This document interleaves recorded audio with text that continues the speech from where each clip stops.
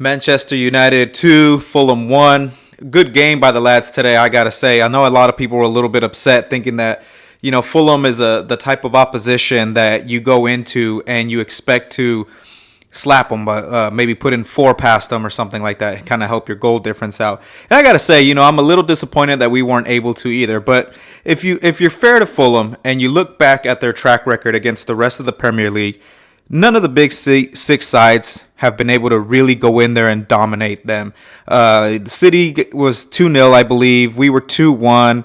I think Arsenal got them 3-0 at the beginning of the season. But first game jitters, first game of the Premier League. It's the first game back in the Premier League for Fulham, so that's understandable. But every other game you look, and it's been pretty close games. I think they have a few wide losses in the Carabao Cup and the FA Cup competitions of that are not of the Premier League. But a very game Fulham today, and I think they made the game difficult for United, at least in the beginning. I think we saw the game plan change for them when they were able to put that first goal in early on in the game, and I think, I know a lot of people probably started panicking, started freaking out immediately after that goal. People were calling for Marcus Rashford, who was dropped today, to come sub on and go for the game. But I mean, you had about 80 minutes to go in that match, and we still hadn't gotten a foothold. It was a very different midfield: Pogba, Bruno, and Fred. Now, I like that midfield. I do think that there are some holes in there because there were times where that Fulham midfield were winning the battle. I don't know that long-term Fred is the answer at CDM. I think we're definitely going to have to get an absolute bruiser in there. Some people think that that's McTominay. I don't think that that's the case. I think McTominay plays more of a box-to-box than the kind of guy that controls the game by sitting in front of the back four. But we'll see.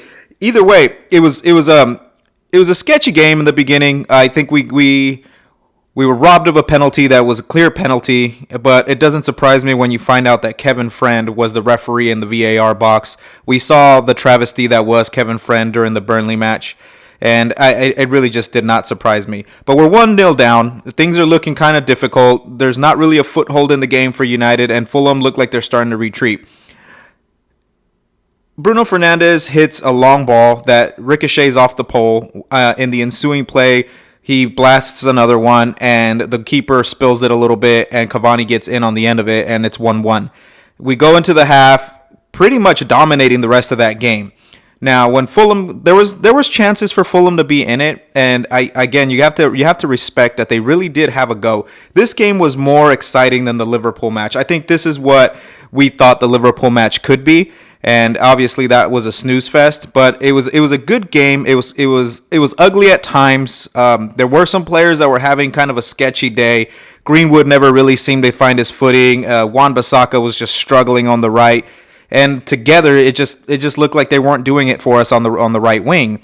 Fulham was able to take advantage of that because they were able to man mark Wan-Bissaka. I mean, you're not fearing Wan-Bissaka's crosses because the guy can't cross his legs, let alone cross a ball. And they're not respecting 19-year-old Mason Greenwood on his own out on the wing. So what did they do? They took advantage of that. They triple teamed Luke Shaw and Martial anytime they got the ball in on the edge of the 18-yard box, and they were pretty much able to mark them out of the match too. I know a lot of people will probably be saying that Martial had another shit game and this and that. I don't think he played well. But I don't think he played bad either, considering the circumstances. I mean, go look back. Every time he got the ball, he was marked with three men. What are you supposed to do with that? It took a long time for United to really break down and find open space behind that back line. But once they were able to, it started to look like we were creating more chances. There was a few instances where it looked like we were in on goal, but we were called offside. So to be fair, Marcus Rashford, you're not the only guy that can't stay on side. But it was going to be a game of, to use Ollie's words, fine margins. It was going to take, Bruno Fernandes, Anthony Martial, or an Edison Cavani just barely beating that offside trap and getting in behind the defense and actually getting in there and making a difference on goal. But the difference this time came again from Paul Pogba. Boom! What a shot by that guy, huh? That was almost as good, if not better, than the one against Burnley. The way he takes the ball down from midair, controls it, goes around the Burnley player or the Fulham player, and then on his left foot just blasts a rocket in. I mean, the goalkeeper did everything he could. I don't think any goalkeeper is saving that. To be fair, it's just an amazing strike by Paul Pogba, who's really finding his form. I know many fans were criticizing him in the Liverpool game, saying that he didn't play well, this and that. Man, the guy was on the right wing.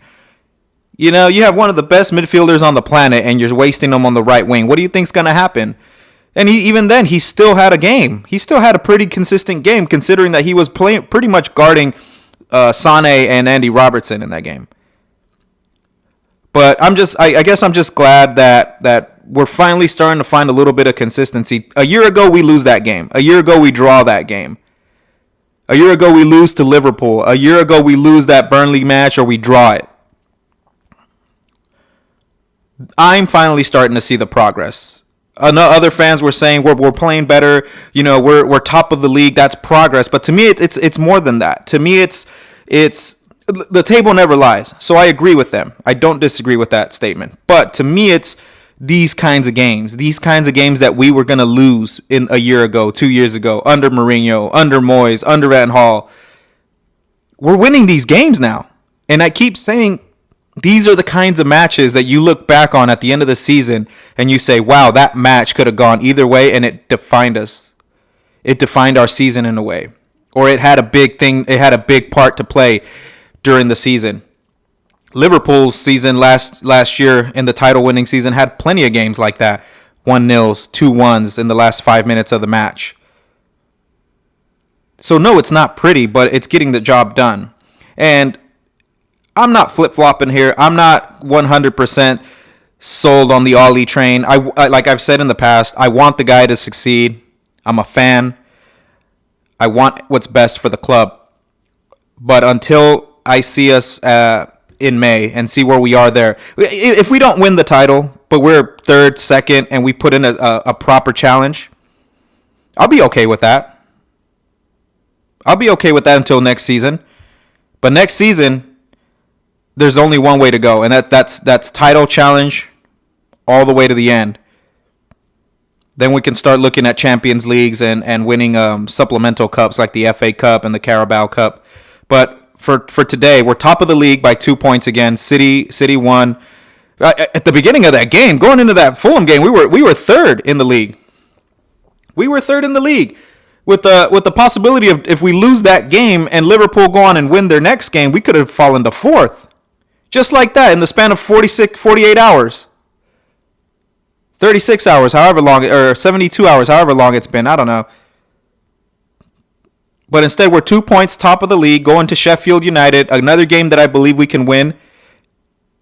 And then we play Arsenal at the Emirates, which, although Arsenal have found form, I expect to win that game. I really hope Ollie sacks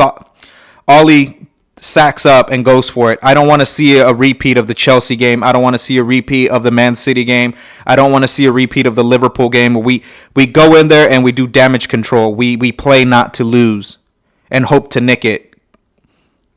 Sometimes I question that about Ollie, and I wonder if he's just content with playing compact football, free-flowing on the break, and then hope to nick it 2-1, 1-0. If we can get more than that, even that's icing on the cupcake. But it shouldn't be that way. Liverpool were there for the taking. Fulham were a team we were expected to beat. Sheffield United is definitely a team we're expected to beat. And Arsenal, regardless of their recent form, I think we should be favored to win that game too. But for now, top of the league at 2 points. Waiting on the next match. I think our next match is Liverpool at the weekend in the FA Cup. We'll see how it goes, but it's very exciting times right now. One game at a time. I think Ollie said that in his press conference right after the match today. He said, one match at a time. One match at a time, and that's never been truer than now, especially with this side. I really liked what Paul Pogba had to say after the match too. He said, I'm a winner. It's all about winning. I want to win. Now, I really wish what we're seeing from Paul Pogba right now would have manifested itself earlier in his United return, but better late than never. And I'll take it. I'll take it now. I don't know what the future holds for Paul Pogba at Manchester United, but I'll take it. I'll take it for now. If it means we're going to be in the title challenge well into May, I'll take it for now. You know, keep playing, keep scoring, keep putting 8s, 7s out of 10s. Keep being the player that we wanted you to be from the beginning, and stay out of the media. Stay out of the media with your agent and this and that. Look, we understand football is a business, but right now your only business should be Manchester United. Everything else you can do behind closed doors, you can do on your own time. But these games are coming too quick, and then they're coming too fast for you to have any time to be bullshitting with any other teams. So, other than that, I really have nothing to say. Oh, Marcus Rashford did not start a game. Marcus Rashford was dropped today. Oh, yeah, he's all happy because Marcus Rashford was dropped. We could have used him in that game. I agree. We could have used him in that game, but we didn't know that until late in this match when we realized what Fulham were doing defensively. They were overloading the left side. Then people were calling for Rashford to be brought in for Greenwood, who was having a stinker. But we wouldn't have known that. We wouldn't have known if that was the case. If Rashford had started on the right, Martial on the left with Cavani up the middle, we wouldn't have known. We wouldn't have had that adjustment to make late on in the game when it was 1-1, 2-1. I think Marcus Rashford benefited from some rest today.